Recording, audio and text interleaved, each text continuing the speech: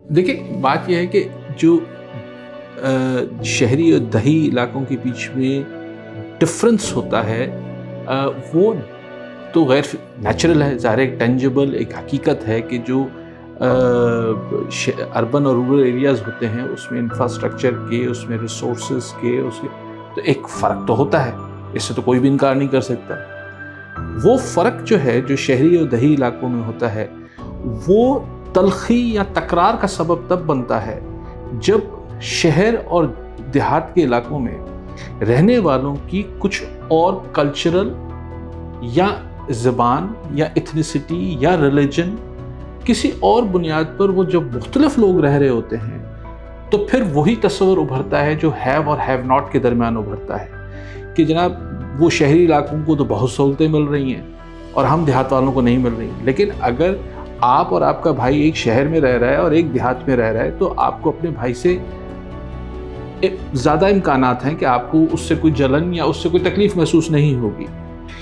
लेकिन बात यह होती है कि जब सोने पे सुहागा हमारे जैसे मुल्कों में और ख़ुसूसन हमारे सूबे में जब उस सिचुएशन को एक्सप्लॉइट भी किया जाता है अपने सियासी और दूसरे ग्रोही मुफादात के लिए, तो वो और ज़्यादा मतलब पनपने लगता है और उसमें बहुत ज़्यादा शिद्दत इख्तियार हो जाती है। हमारे सूबे के अगर हम पर्टिकुलरली बात कर रहे हैं, तो यहाँ पर जो माइग्रेशन हुई शहरी इलाकों में, ये नई बात नहीं है इसलिए, लेकिन मुख्तसर नर्ज कर रहा हूँ कि 47 में एक बहुत बड़ा आबादी जो है वो मखसूस शहरों में आकर आबाद हो गई, और उसके बाद कोशिश होनी चाहिए थी कि शहरी और दही इलाकों में जो है वो जो रिसोर्सेस का और जो मौके होते हैं रोज़गार के दूसरे,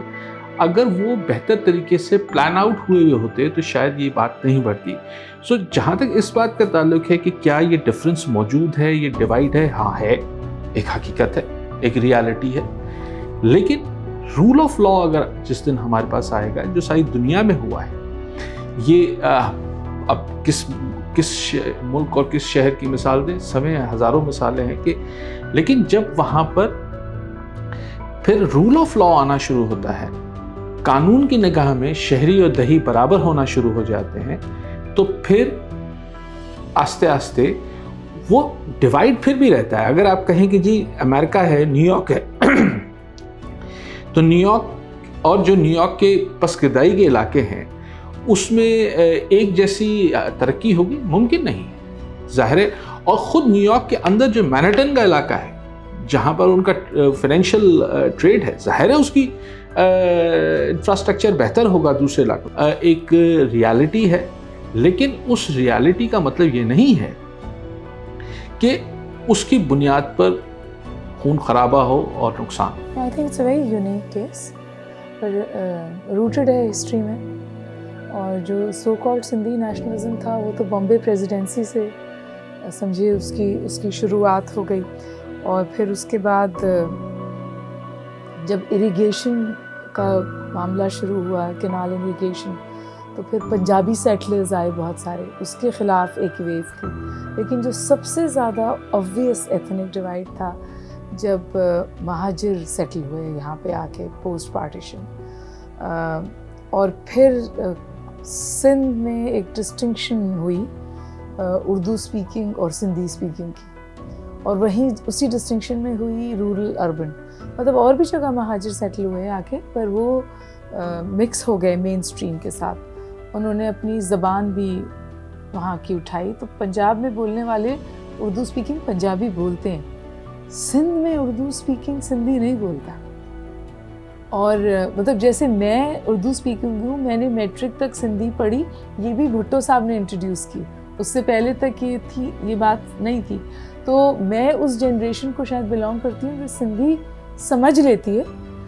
सिंधी रस्मुल ख़त मुझे पढ़ना आता है, वो भी इसलिए कि मेरे पास सिंध से जो प्रिजन्स हैं वहाँ से पर्चे आते थे। لیکن اور جو میرے ساتھ کے لوگ ہیں وہ بالکل سندھی نہیں جانتے نہ وہ، اور نہ اس حوالے سے ان کے اندر کوئی اس کو وہ کسی کمی کے طور پہ دیکھتے ہیں، کیونکہ کراچی میں سندھی زبان کی ضرورت نہیں ہے، اور جب ہم انٹیریئر جاتے ہیں تو ان کو اردو آتی ہے. تو it's very unique. I think it is characteristic of Sindh، اور ہم اس کو برج نہیں کر پائے. Peoples Party on and off جب پاور میں آتی ہے تو یہ کوشش کرتی ہے کہ ڈیموگرافی کراچی کی تبدیل کرے، اور پھر اس کے حوالے سے پش بیک آتا ہے، اور پھر ایک حلقہ بندی ہوتی ہے، پھر دوسری حلقہ بندی ہوتی ہے.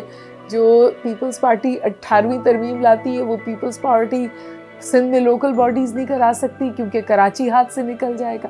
تو یہ ڈائیکاٹمیز ہیں جو آپ کو سندھ کی سیاست میں نظر آتی ہیں. کیا یہ ڈائیکاٹمیز صحیح ہیں؟ بالکل صحیح نہیں ہے، کیونکہ انہوں نے پروونس کو بانٹ دیا، اور اب آپ کو 12 گاہے بگاہے کراچی صوبے کی آواز سننے کو ملتی ہے. جب آپ ایم کیو ایم کو آن بورڈ لاتے ہیں تو آپ ان سے کہتے ہیں اچھا جی کراچی آپ کا ہوا. اسی طرح سے آپ ان کے ساتھ الحاق کرتے ہیں نا.